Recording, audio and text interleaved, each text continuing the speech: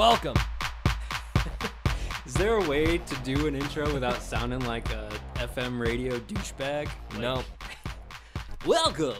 The Internet killed the video store. I'm Beer Kid. This is Juicy. Come on down to Fred Grody Automotive. We'll get you a hot dog. Tell me your wacky stories about what you put on your hot dog. 777-7777. That's how you do it. Mayonnaise, get out of town. It just sounds stupid. No, keep going. This is No. the show. This is the show? No, that'd be awesome. Boomer's the worst. Have you heard Boomer? Oh, is he on WMME? Yeah. There are too many M's in there. He makes me irrationally mad. Dude, he always does weird fetish stories, too. I haven't heard the fetish Dude, stories. he's always like, tell me how you... Has there been a time where you were accidentally naked in front of a bunch of people? Call me and tell me. Every time I hear it, I feel like a dad who like catches their kid watching South Park. Turn this trash off! Not in my car. We don't consume this smut. But it's perfect for other people, I think. I guess. That's why he's been on there for like 20 years, hasn't he? A house mom that's been naked in public. Right up your alley. A lot of movies came out, though, this last week. Did you watch anything? Yep. There was... TV shows. Yeah? No movies? Wait, I watched Harry Potter and the Deathly Hallows Part 2. You're into Harry Potter. I did not anticipate talking this much Harry Potter. Dude, it gets super fucking dark and actually gets really good. Yeah? Every single Harry Potter movie, it just dives deeper into the weird connections between Voldemort and Harry.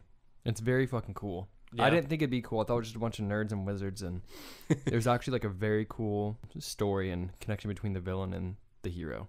There was like, I don't know, maybe 6-8 movies that came out in the last 2 weeks.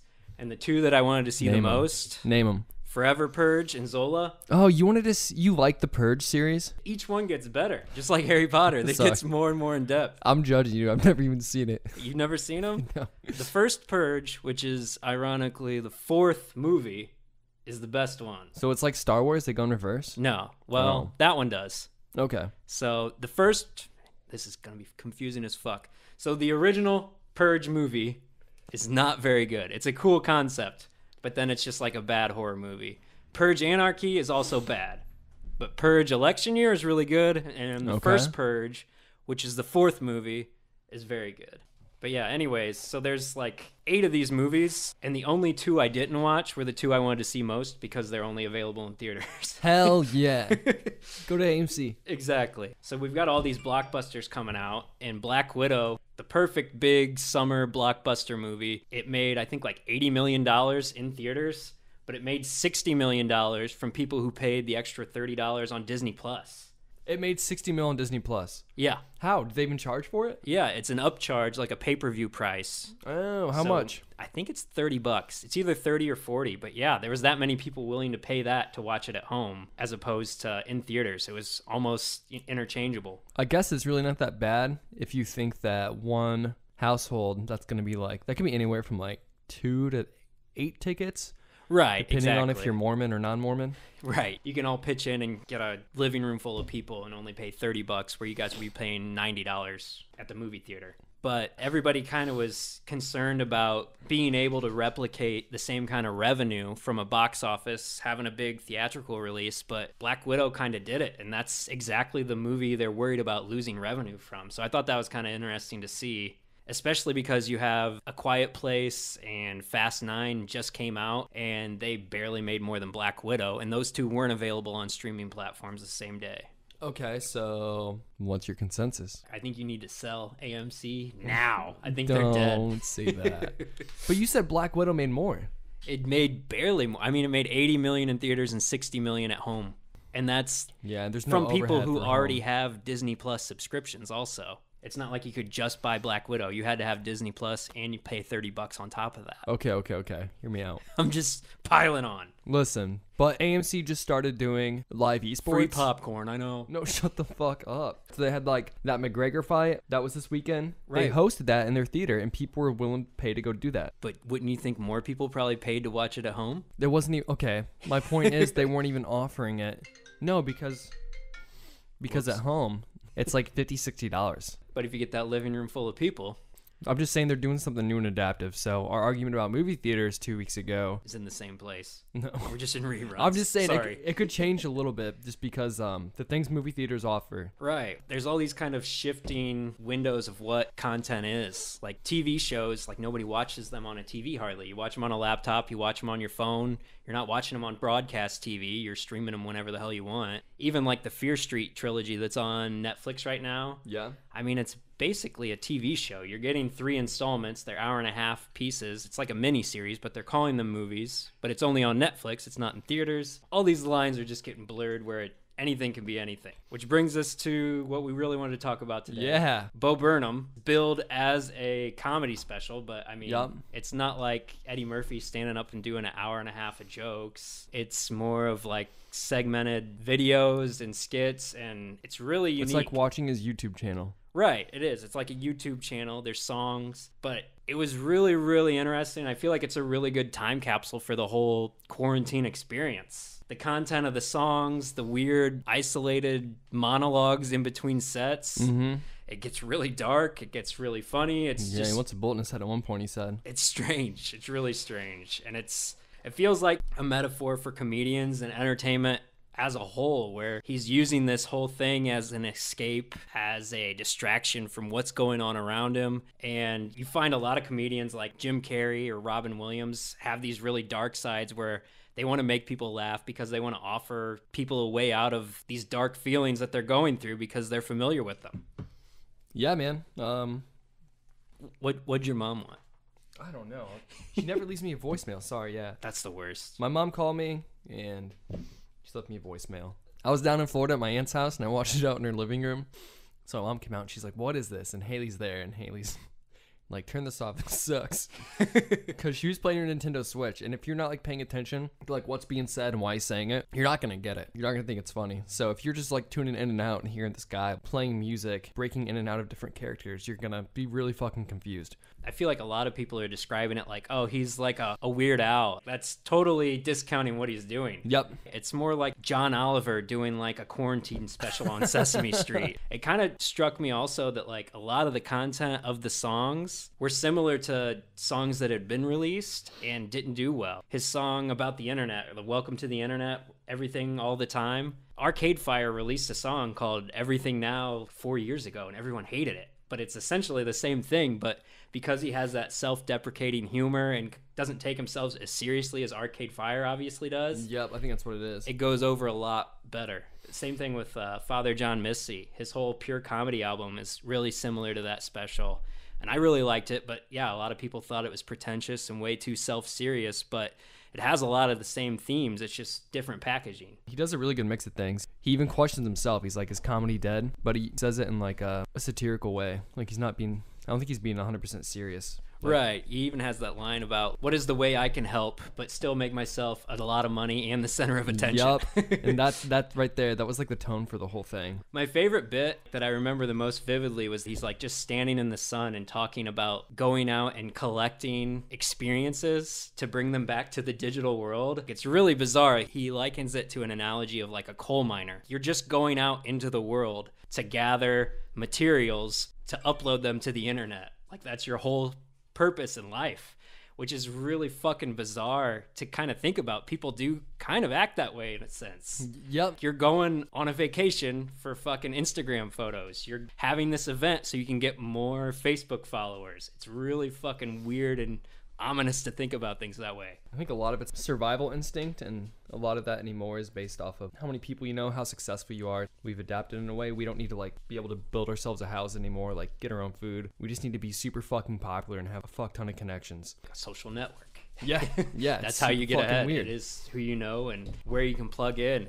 I actually heard this from the Levitard show, which is like the only podcast I listened to. They had Pablo Torre on, and he had a theory about we basically are like the beta testing for cyborgs right now. You know, a PlayStation 1 didn't have a memory card or like memory built into it. Our phones are basically a memory card. We don't have that information built in yet, but we're just cyborgs walking around with all of this information and access all the time just to feed these data mines to collect and provide, you know, insight into consumer habits. If there is no product, you are the product. Exactly. And it's odd how quickly that moves too. I mean, you see stuff like MySpace and Foursquare like dry up overnight, or Vine, and now everyone just moves to the next thing. Like, yeah, they keep getting bought out by fucking bigger companies. When Vine came out, Instagram just, they were like, oh, we'll make a video feature.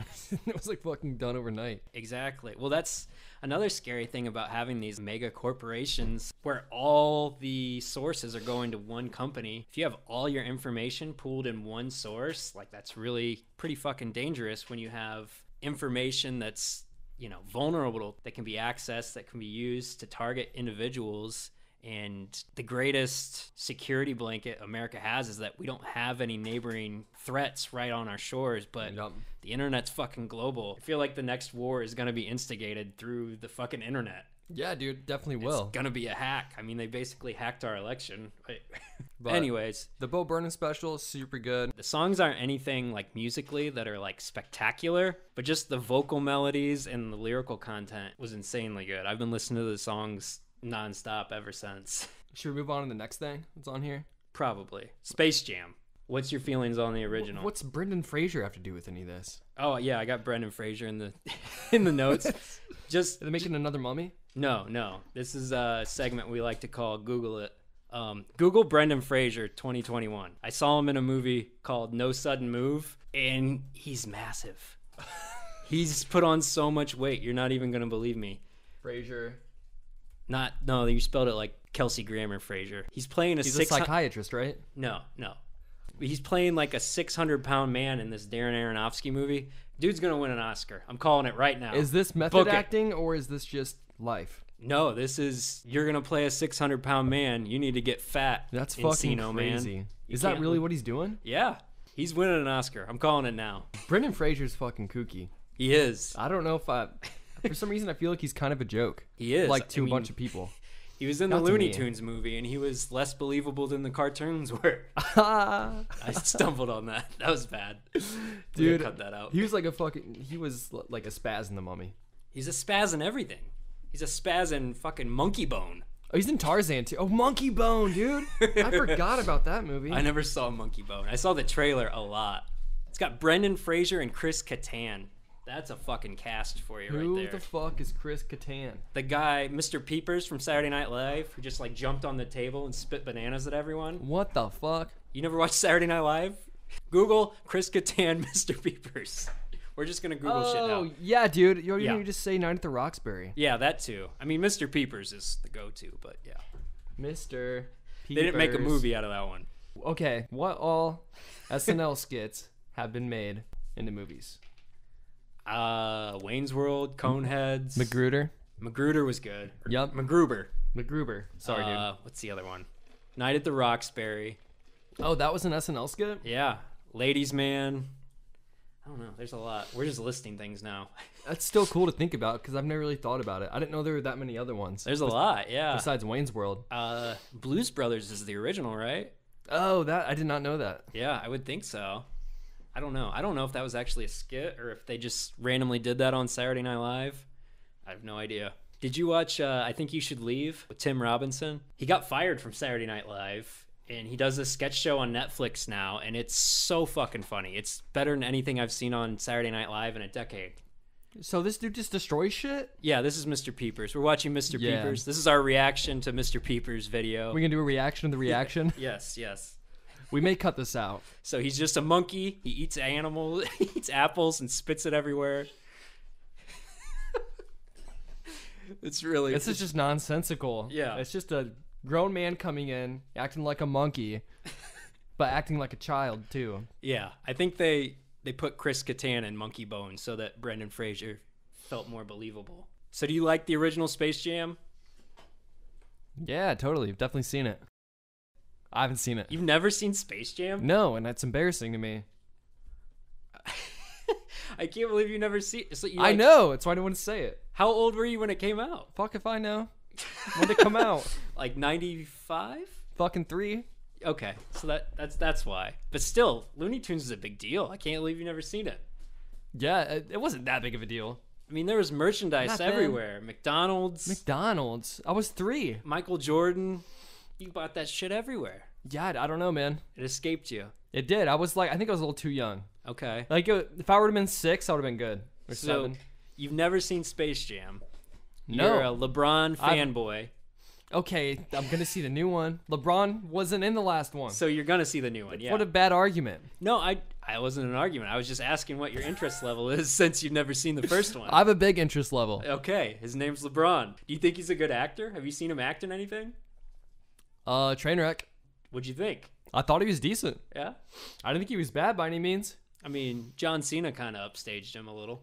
John Cena was fucking awesome. He in was. Trainwreck. He stole the show. Yeah, well, yeah. I don't think it was LeBron's show to begin with. I mean, he had a bigger role than Cena, and that's the only thing I No, remember he about that. didn't. Cena's role was way bigger. Yeah. LeBron's only in like that one scene. I bet he had more lines than Cena. What? He hung out with Hater Cena a comes lot. in and out. He gets like cheated on. Yeah, he's just like the booty call bimbo at the beginning. Yeah. That's it. It's a really funny how Amy Schumer just like turns the whole stereotype of the booty call on the male. It's Yeah. awesome. Remember when they make comedies? I feel like that's the last big comedy I saw. That's sad because that's like 6, 7, 8 years ago. Yeah, I mean, what else is there other than like every year there's a new Kevin Hart plays a cop movie or Melissa McCarthy falls down? Like that's what other comedy movies are there? Yeah, dude. Deadpool? Yeah, they really exploit the fuck out of Melissa McCarthy, and it's not funny to me. You say she's exploited. Do you know who directs most of those movies? Is it her husband or something? It is her husband. He writes them. He directs half of them. Like He's like, let me make my wife a fucking joke.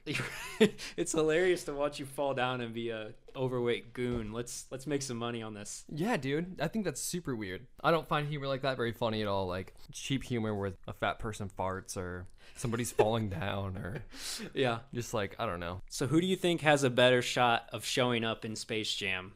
R. Kelly or Michael Jordan? Is R. Kelly supposed to be in it? Dude, have you heard I Believe I Can Fly? That is like the Space Jam anthem. Probably It came not from R. that Kelly. soundtrack. You've Probably never not heard R. I Kelly. Believe I Can Fly? Yeah, I know what the song is. Okay. I've heard it.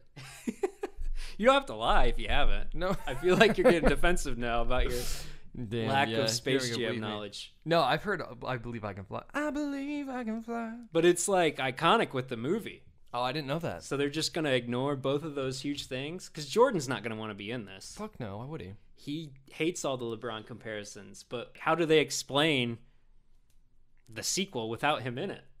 Oh, I don't know. So here's the thing. I have a conspiracy theory on Space Jam that doesn't really work that well since you haven't seen it, but I'm going to say it anyways. Okay. So the premise of the movie Space Jam is that Michael Jordan leaves the NBA to go play baseball, and all these aliens come in to the NBA and steal their superpowers, so the NBA sucks. This whole thing is a marketing ploy by Jordan to show you that the league sucks without him. And the alien, Danny DeVito, looks a hell of a lot like Jerry Krause, the GM for the Bulls. And he sucks all the talent out of the NBA without Jordan. So the end of the movie, Jordan has to come back and make everybody in the NBA look good again and gives them their power back, and they look awesome. Jordan is sociopathic enough that he would do that. I think it is. I think that's his way to explain away the baseball years. Like, look, I went away and the NBA got decimated. They all looked idiotic. Muggsy Bogues couldn't dribble. Charles Barkley was dropping shit. I had to come back with fucking Bugs Bunny, defeat Jerry Krause, and just save the NBA. Yeah, I can see it. I've never seen it before, but that sounds right. I can see Michael doing shit like sounds that. right. Michael's fucking... Yeah, he's just a different breed of alpha male. He's insane. So what makes you think that Michael is more of an egomaniac than LeBron? Okay, there's a difference between egomaniac and just like... I think LeBron cares about other people, but he cares about his ego. Michael only cared about himself. Yeah, I could see that. I don't think LeBron does. I think LeBron wants everyone to love him, which is like, this day and age, everybody does. So, Right, which I kind of brag on him for that, and you call me out because I like Kevin Durant, and Yup. he's really fucking guilty of that. So Yeah, at least LeBron is like, I want people to like me, where Kevin Durant's like, I don't give a fuck if you like me or not, but then he creates burner accounts. right. So he's a little bitch about it, where LeBron does bitch, but I don't think he's as two-faced as Kevin Durant. No, he flops a lot though. Yep. So he probably is ready to act in this movie. He's gonna be. He's had years of practice. He does, but there's a lot of calls he doesn't get too. So he's probably just trying to give himself that makeup call. Right. Maybe. I listened to the soundtrack, and it's pretty bad. There's Chance the Rapper. I feel like the Jonas Brothers had to blackmail somebody to get on there because they're the only white people on the soundtrack. Like, they grew up fucking loving the Looney Tunes. They're like, we need to get on this. I'm not even joking when I say the best song on the album, Damian Lillard. Really? Dame Dollar? I've never listened to his rap. The only time I listened to him was when he performed at the All-Star Game, which wasn't very good. Yeah. But this song I like. I saw an ad for a documentary coming out on HBO. So you're too young to remember Space Jam. What's your recollection of Woodstock 99? What the fuck? I don't know. It's 7. I don't know anything about Woodstock 99. See, I remember it was a huge fucking deal for me. Like, our local radio station played all the live sets on like the alternative station. So I just sat there and listened to it live, like Limp Bizkit, Kid Rock, all the fucking greats, you know? Dude. It was wild. I guess I didn't realize at that age, like, it was just awesome to me they had this many acts all playing together, like the Red Hot Chili Peppers, DMX, Rage Against the Machine, like all the late 90s, early aughts fucking powerhouses. But it was kind of a shit show, apparently. They were charging like $10 for water and wouldn't let any outside drinks in, so people started fucking rioting, burning the sets on the last day. And so I'm really excited to watch this documentary and get like a adult perspective as opposed to like a starstruck little kid. I wish I was invested because it sounds cool. You don't like new metal as much as I do. Yeah, probably not. I don't mind it. It's crazy to think how far music's fucking come since Limp Bizkit and Kid Rock. Yeah, it's crazy to think how far Kid Rock's come since Kid Rock came. Yeah, dude, music's in such a different spot than it ever was. Like, it's crazy to me that like back in the 90s that the rock scene was so fucking big. I mean, I guess it was pretty big in the 80s too, with like that shitty hair metal that came out. But the 90s had the real awesome, authentic stuff. And today, man, I feel like rock's not... It doesn't even touch the surface of what... Like how popular it used to be. No, I can't remember how long it is, but there's like years now that there's been since there was a number one single in the country that had a guitar in it. Everyone's abandoning rock music, which I feel like is kind of funny because you see bands like the Foo Fighters or even Citizen try and do like dance pop. I don't even know what to call it. Yep. Imagine Dragons shit. Vapor pop. Imagine Dragon. Vapor pop. Yeah, I don't know. Whatever Imagine Dragons and Maroon 5 does, Foo Fighters are trying really hard to do, and it's awful. It is awful. But then you have people like Olivia Rodrigo and Machine Gun Kelly and fucking Halsey are going to like guitar and punk music and getting really fucking popular. Yep. It's kind of hilarious to me. But it is hilarious, but the MGK thing definitely fucking pisses me off. Why? I've never actually heard it. I think you played really it a not little that bit. bad. Is that what pisses you off? That it's not bad? So. Well, what pisses me off is that I have a group of friends that like they're big into rap, and this album came out. They would never give like pop punk a chance before. Wouldn't listen to it. Then MGK made it, and they just whatever. They just listened to it. They just fucking listened to it, no questions asked, and they decided automatically liked it. But as before, they wouldn't give it a chance if it wasn't made by somebody they didn't already know. So I think that's what makes me mad. Is he had a little bit of a privilege when he made this album, in my opinion. But don't you think that in the long run, that kind of could be a gateway to people that normally wouldn't give it a chance, like you're saying? I hope so. I mean, that's how I would look at it. I mean, there's not a lot of people doing it. It's hard to be, a brand new rock band. I feel like System of a Down was probably the last like huge rock band like that could sell out an arena. Maybe Queens of the Stone Age. I bet Foo Fighters still could. Foo Fighters probably still do, but I mean, they're from the 90s. I'm talking like a new band. Imagine Dragons. Yeah, they sold out the Bulls Arena. I went and saw them because Group Love was with them. Who's Group Love? I don't know who that is. You ever hear that song? It's like, take me to your best friend's house. Dun, dun, dun, dun, dun, dun, dun. No, I just... What, dude? Yeah, you have. We can't play it. Don't play it. Yeah, you can because it's not going into the computer. The audience won't hear this.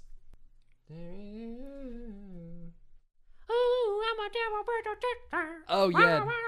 I forget what they're called. Does that count as rock? Dude, it's indie. I think. It's super weird anymore. It is. Yeah, it's not really rock. It's exactly. It's indie. There's no guitar fronted stuff. It's all... No, but I think it's appropriate to say rock has to have guitar. Yeah. Right? I would say so. This is the one I'm supposed to know? I thought... Hold on. I thought it was... Hang me up Is that it? No. Who sings that? Cold War Kids. Oh yeah, that's not it. I found it. I forgot the name of the song. All right, we're gonna see if Ryan knows it. You have to. Big build up. I do. I know this song. Oh my god. Back to Bo Burnham though. Yeah. I kind of want to see him do some real music videos now. Do some what? Real music videos. Like the lighting and shit was so good on that. Yeah, dude. The editing. It was insane. I don't know how much experience the dude had with lighting and shit like that. So I think he took that time and just experimented, which is that's fucking insane. Well, have you seen 8th Grade?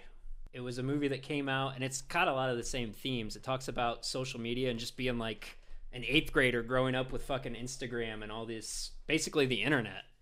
But it got nominated for an Oscar, and that's the only other thing I think I've seen him in. Maybe Promising Young Woman. I think he was the boyfriend, but yeah, that 8th Grade movie's really good. Have you ever watched his Vines? This shit's so funny. No, I never had a Vine. I don't have a TikTok. Dude, that's how I first knew I'm off the grid. Bo Burnham. Oh yeah, so you already knew him. Yeah. Okay. Hey, Riley. Sorry, my dog's... We have a new member. There's a cat. Yeah, we got a cat in the house now, and Riley's like trying to get him to play, and she doesn't want anything to do with it. What's the beta tested name? Golden Face? Yeah, Golden Face. What are the other options? That's it for now. Okay. So why is it not Golden Face? Haley doesn't like it. Okay, that's a good reason. She sent me a list of names, and Golden Face was one. I'm like, yeah, Golden Face. She's like, no. Like, don't fucking send me that name. I don't know if you've ever seen the Office movie Michael Scott makes. Yeah. What is that? Midnight Threat Threat Level Midnight. Yeah. I remember them doing a script reading for it. I don't remember if I ever saw the actual movie. Dude, the whole movie actually came out, but did it? Yeah, it's fucking awesome. But yeah, Jim is the villain. His name's Golden Face. Golden Face. Okay. Well, there you go. And that's what I want to name him. I'm still more Parks and Rec guy over The Office. I'm not. I know. What time are we at? Should we wrap this?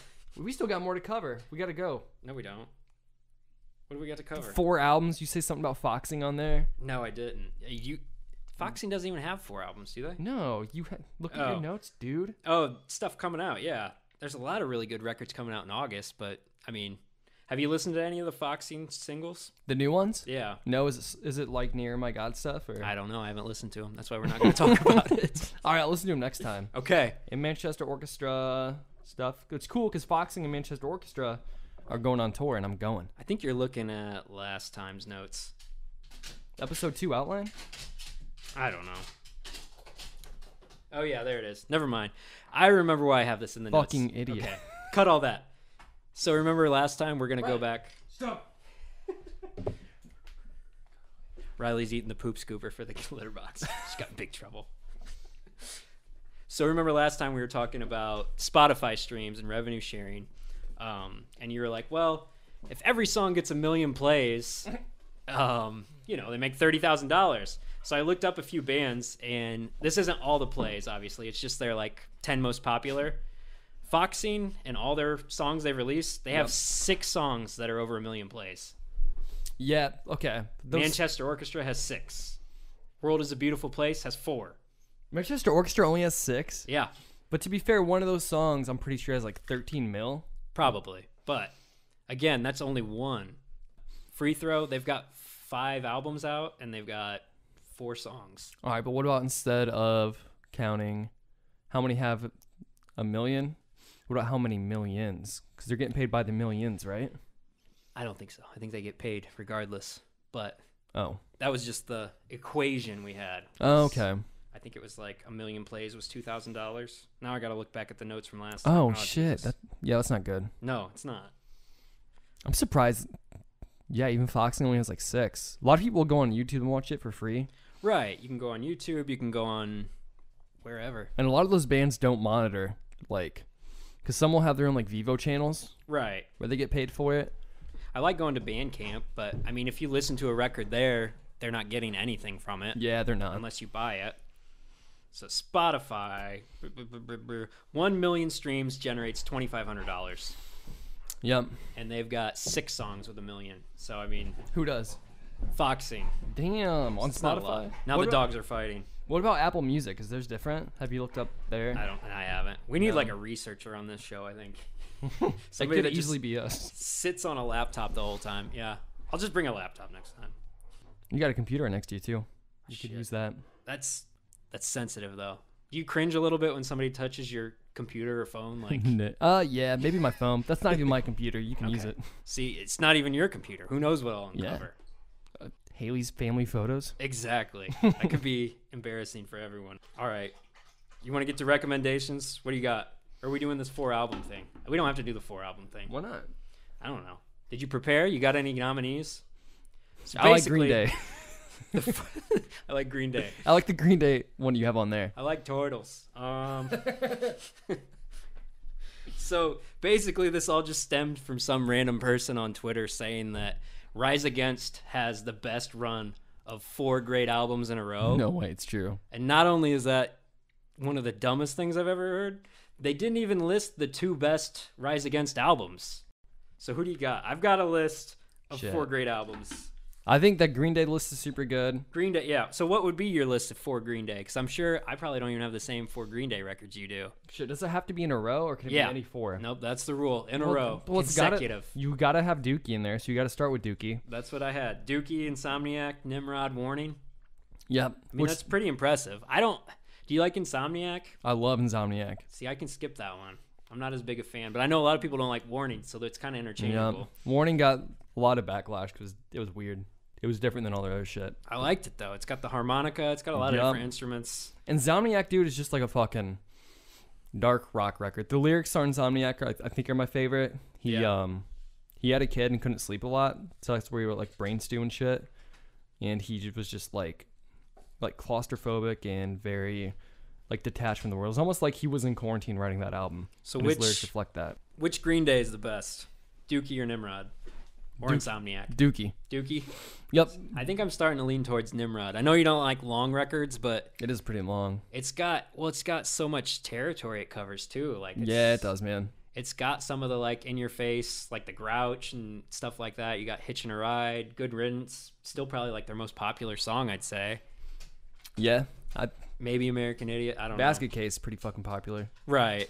I would nominate Metallica, the original 4, Kill 'Em All, Ride the Lightning, Master of Puppets, and Justice for All. Those 4 records are fucking awesome, and they're the only reason I would go to a Metallica concert to this day. Against Me, Reinventing Axl Rose, Eternal Cowboy, Searching for a Former Clarity, and New Wave. Those 4, for me, I'm probably biased because Tom Gable, Laura Jane Grace, favorite songwriter ever. So those 4 are like my fucking Mount Rushmore of punk albums. I'm a big White Stripes fan. Their first 4 records. Kanye's first 4 records, I would say, are up there. Between the Buried and Me, starting with Silent Circus. You got Alaska, Colors, Great Misdirect. If you stretch this out to 5, I think Converge probably has it. I think if you stretch out to 5, Green Day has it. Yeah? What's the American Idiot. Okay. You get rid of international super hits. Well, yeah, That you doesn't can't count. count greatest hits or live albums. So that'd be 5. American Idiot, like, arguably their most successful album ever. Yeah, I mean, financially, yeah. I think, didn't they win a Grammy for it, too? Fuck I mean, yeah, they did. So, yeah, it probably is I their... love American Idiot. I don't even care anymore. I used to care. I used to care. You have any other nominees besides Green Day? I don't follow the Foo Fighters religiously, but I know they've been so consistent over the years that... No. No? You're wrong. Am I really? Yeah. I watched a documentary on them, and it seemed like every album they put out progressively got better. Is that not true? I'm big on this year because I was looking forward to this Medicine at Midnight record they put out in February, and it was awful. Okay, but the other ones weren't, right? No, that's what I'm saying. But you don't think you can find 4 in a row that are really good? No. What? I know that I can't. They always make a bad one in between. They never have a solid album start to finish. They make really good singles, but like that's my point. Everybody gives like Weezer and Green Day and The Offspring shit for being washed up, but they at least have like these classic albums to rest on. Foo Fighters don't. They have like 6 really funny music videos. Like The Color and the Shape, isn't that one's good. Yeah, that's probably their best record. But I mean, outside of that, I wouldn't say there's a record start to finish that's solid. They have really good singles. Dave Grohl's really funny. Dude, he is. He's a cool guy, too. He was talking about his music videos. He's like, they're basically fucking commercials. He's like, I'm never going to take myself serious. Like, that's just cheesy to me. And, yeah, so he makes them as goofy as he can. He's great at the video stuff, but like... Yeah, he is. Like, you seen the music video for Learn to Fly? Yeah, Learning to Fly is hilarious. Everlong, where they do like the Evil Dead stuff. Yep. It's awesome. But yeah, they're overrated, man. I hate to say Whoa. it. Color and Shape's really good. Self-Titled is pretty good. They're overrated, but they're not at the same time. Like Dave Grohl's made himself like prominent for how many years after being the fucking drummer for like the greatest grunge band of all time. Listen, or punk band of all time. the Foo Fighters are this generation's Aerosmith.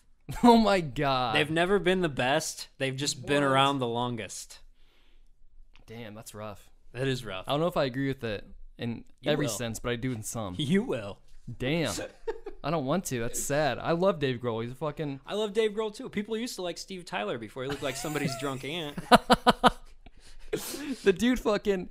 Like, so he was at the CMAs and like played drums for some of the country bands and shit. Like, yeah. The dude is just so likable. Right. And I don't know. I heard he's kind of a secret dick though to their drummer. Because he writes the songs and he has a way like he wants all the drums to be. Yeah, dude. You ever watched the documentary, right? Like no. Oh, you haven't? No. Well, the first one got fucking kicked out. Oh yeah. Because Dave Grohl re-recorded all of his parts without telling him. That's kind of shitty. Yeah. It's super shitty. And then the guy was like, "What the fuck, man?" Like, right. So wait, he got kicked out? He didn't quit? I think he kind of. It was like almost mutual, but not. Yeah. Super weird. Yeah, that is odd. They kicked a couple people out in the beginning, like the guy from that he had from his original band had him join, and they just weren't meshing. Oh yeah. With the other guys, so he had told him to get out. But I never realized that the Foo Fighters, the other guy was from Sunny Day Real Estate. Yeah, I didn't know that either. Yeah, the guitar player is Sunny Day Real Estate. Nice. No, I really like his drums though. I mean, I can't. I understand it's a dick thing. I like his drums. I wish he was still in Queens of the Stone Age. He used to do drums for them, I think for a record or two, but yeah, that all kind of fell apart. It's rough. If you're a songwriter and you like have a certain idea for it, and your drummer's doing something just completely different, or like you picture the spot just like fucking ripping, and they slow it down or don't give it the right vibe, like it just makes you fucking cringe. Yeah. So I can't imagine, like, he's probably a perfectionist, and I just hope he communicates to him healthily how he wants a song to be. I'm sure there's some fucking... It's kind of like that Metallica thing. Like, it's a therapy session where you have to communicate with your bandmates, and it's fucking weird. But yeah. Yeah. These dogs are fighting so hard right now. Yeah, being in a band is weird. It's like a relationship. Laura Jane Grace said it was kind of like... It was like being in a relationship where practice is kind of like sex and having an album is like having a kid. Yeah, then the sex gets boring after a while. It does. You got to mix it up. And your kid... Bring some other people in the bedroom. Nobody cares about your kids. No, yeah. There's always the one kid. It's like, not as good as the first. Yep. You're never going to be the first record. And then you try harder on the third, and it turns out to be pretty well good, huh? You have a crazy doctor that holds it hostage in the waiting room. Oh this is getting too inside. All right, what are your recommendations for the month? Sweet Tooth. Go watch Sweet Tooth. You liked it? I haven't watched it. Fuck yeah, super good. I haven't watched it all the way. I have like 2 more episodes, but it's kind of its own thing. Yeah, like. Did you read the comics at all? Mm-hmm. That's why I wanted to watch it in the first place. I love the art. Yeah, dude. When I worked at DCBS, I got a couple comics that I think a lot of people are into. Like, I didn't read the Batmans and shit like that. I got Sweet Tooth and American Vampire, which Stephen King was like helping write, which was super cool. Yeah, Sweet Tooth was a comic, one of the few that I actually bought and read. And the show was really fucking beautiful. It's like a mix between feel good, there's action. It's also post-apocalyptic, but they don't do it in like a fear-mongering way. I don't know if you're gonna watch it or not, but basically a virus comes and wipes out everybody. Right, and they're like mutated. Yeah, and these hybrids come and they actually like save the earth, but the hybrids are also kind of the cure. Right. So they're trying to fucking kill them and just use them as a cure. So it's like a holocaust with these hybrids, even though they're super good people. All right. Well, yeah, we should definitely, I'll watch that and we can talk about it next episode. Yeah. Have you watched Patriot yet? No. Okay. Maybe next time. Yeah. I really dig this Fear Street trilogy, which I never really got into the books as a kid. I was more Goosebumps. And then by the time I grew out of Goosebumps, I kind of grew out of reading. So I haven't read Fear Street, but the movies are pretty good. It kind of plays out like a TV show because it's all interconnected and it's really well done. And I'm kind of shocked that Netflix gave them the resources to shoot 3 full-length movies back to back. But if you think of it like a TV show, it kind of makes sense. So the last chapter of that comes out Friday, but the first two were really good. I liked them. They start a little slow, but it's definitely has the payoff. And then I Think You Should Leave is also fucking hilarious. So, yeah, I'm gonna check that one out. You talked that one up a lot. Yeah, I think that's it, right? We're done? Yep, later. How do we say bye? Bye!